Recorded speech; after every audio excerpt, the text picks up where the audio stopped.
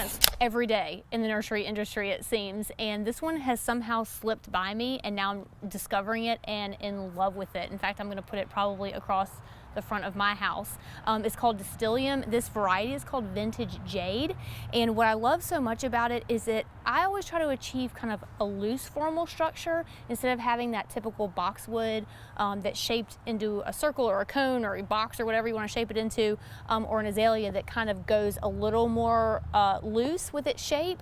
I love that this one will maintain this exact same shape even into its maturity. It only gets about 3 feet tall at the tallest. It has a little reddish maroonish color flower in the late winter, and this is it. It's evergreen. It stays just like this, and I just think the simplicity of it is really beautiful, and I love that it can sub out for some other plant material that I might use, like a boxwood or a yaupon or things like that. So you guys get out and discover this plant. It really is one of my favorite, and I can't believe it's taken me so long to discover it. So you guys get out there and discover it too.